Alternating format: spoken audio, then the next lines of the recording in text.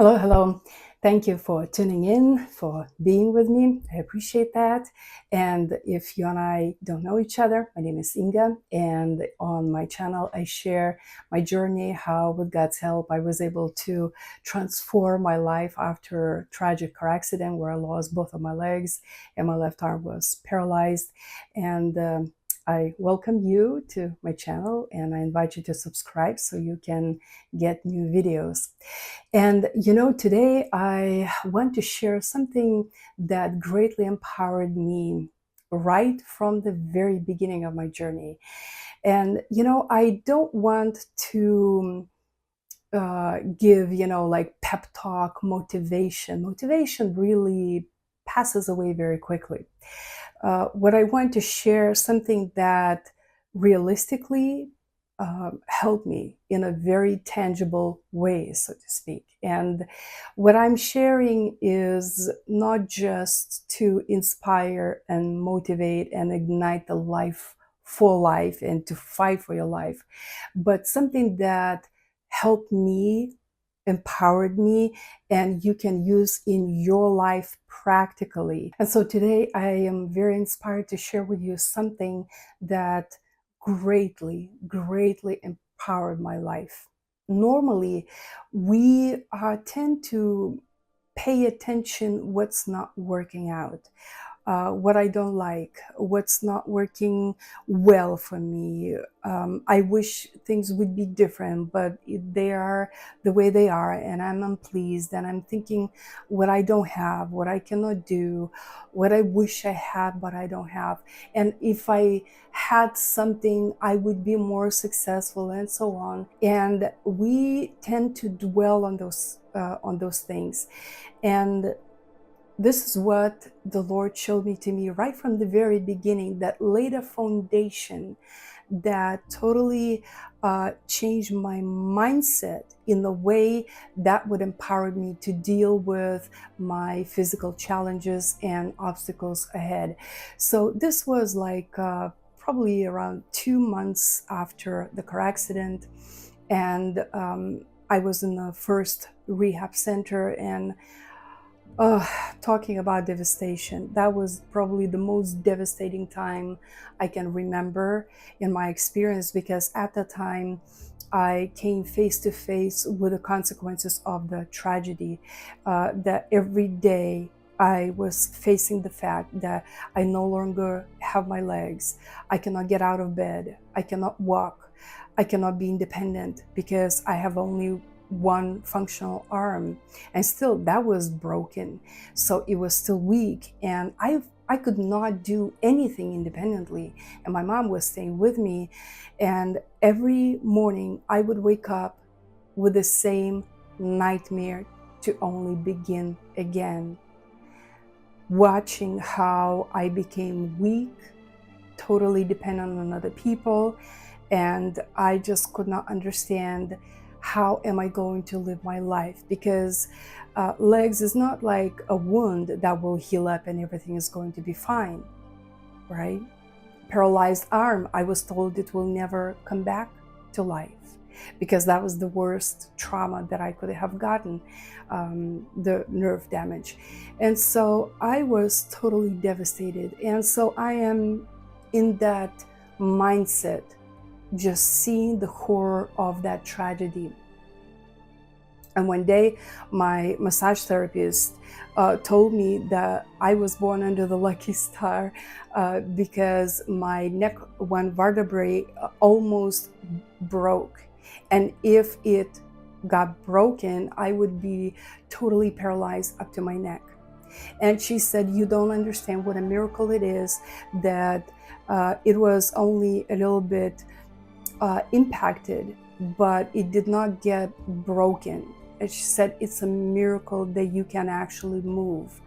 And I still had a hard time accepting that, because to me, I was all captivated by the fact that I don't have legs, my left arm is paralyzed, and I'm totally dependent. What am I going to do now?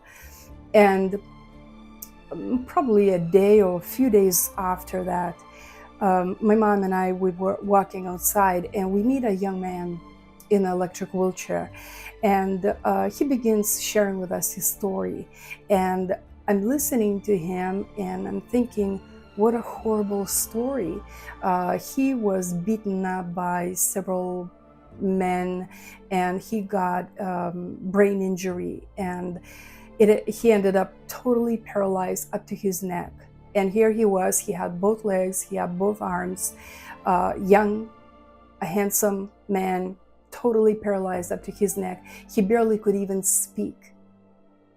And as I am standing next to him listening, and one moment I realize this is what could have happened to me. Inga, do you understand how well it ended for you? I was so shocked by that realization. Oh my God, how well it ended for me. I still can think clearly and communicate clearly, even if I had severe also brain injury. My memory was greatly impacted. My arm, right arm, it got broken, but it's going to heal. It's healing. So I still have an arm which I can use to do things. I don't have legs, but I'm not paralyzed. I can move. So all of a sudden, that moment, instead of what I have lost, what I don't have, and what I cannot do any longer, I saw how much I had and what I could do. And that day made such a great impact on me. I realized that maybe I still can transform my life. Maybe I can restore my life. I need to focus on what I have, what I can do, and what are the opportunities in my life. Focus on the things that empower me instead of those things that drag me down. And that was the first very clear message. Actually, the very first was when massage therapist told me that by miracle, I remained not paralyzed. I can actually move. Can you imagine the neck, one vertebrae was impacted already.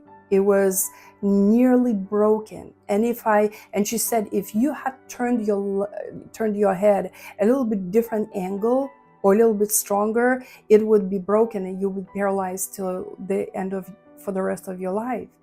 So that was the very first message that the Lord spoke to me very clearly. And this was another one that really got my attention, that there is hope. I need to focus only on what I have and what I can do with what I have.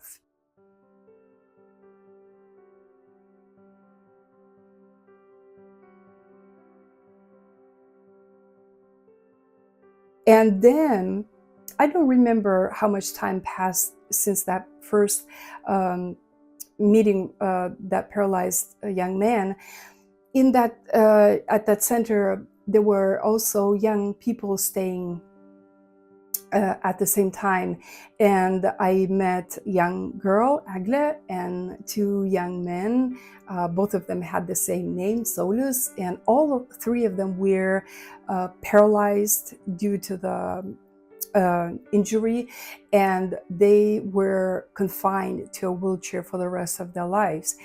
And, you know, as we were outside, or they would come into my room and we were fellowshipping, laughing. Actually, they were laughing. I was not really willing to joke around.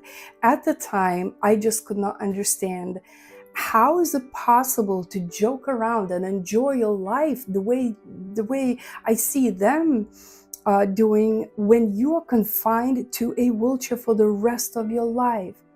I was so devastated that I had to sit in the wheelchair, that I had these severe injuries, and these people, they also have injuries that are not repairable, and they're enjoying their life. they're laughing, joking. I could not understand. And so as I was watching them one day, a thought came to me, well, maybe it is possible to enjoy your life even if you are in a wheelchair. I see them, they enjoy, they find something beautiful in life that they can actually relax and enjoy the life and joke around. And then another thought came to me, that the way your future, the way you build your life will depend on how you are going to use what you have. Whether your life will be beautiful, fulfilling, that you will be able to enjoy your life, or miserable, in pain, grief, depends on you, how you will use what you have. And that moment sealed my new realization that it depends on me. It depends on me. My future depends not on a car accident. And I must focus not on the fact that I no longer have legs, I no longer can walk, I cannot be independent, I cannot dress by myself, I cannot do this and this and that, but I can move, I can speak, I can use my right arm and learn to do things differently, but I have the opportunity to become independent. And I must focus on what I have, what I can do, and what is the opportunity, where is the opportunity. So these three things basically laid my foundation. That's the mindset that I had right from the very beginning. Thank you, Lord. That greatly empowered me, because when I returned home, basically the entire life was a big challenge for me, because I came face to face with obstacles over and over and over again. Whatever goal I wanted to achieve, I had multiple obstacles and no hope. But having hope against hope, that God is Almighty, with God's help, I will be able somehow to become independent and transform my life. And I began aiming for my goals. And throughout my entire journey, that's the mindset that I had. I'm not saying that I would run away from problems or challenges. No, I would face them with courage. But when I looked at the problem, I was seeking solution. When I looked at the challenge, I was searching, how do I move that challenge out of my way? How do I overcome the challenge? Instead of watching how big it is and how helpless I am, and how challenges just prevent me from attaining my goals. All the time I was looking at the solution, at the opportunity, what I had, where is my blessing in the circumstances. And that greatly empowered me, because now when I look back, I know for sure that if I had focused on my limitations, if I had focused on the problems, if I had focused on the barriers that were against me, like a brick wall against me, I would not have become independent. I would not have become self-sufficient, and I would not be able to transform my life the way I did. So I want to inspire you to start paying attention at your thinking, the way you think, because everything begins with our mind. Our mind can be either our helper or our enemy. We have the power over our thoughts. It all begins in the mindset. If you think you can, you will be able to. But if you think you cannot, you will not. You will not be able to.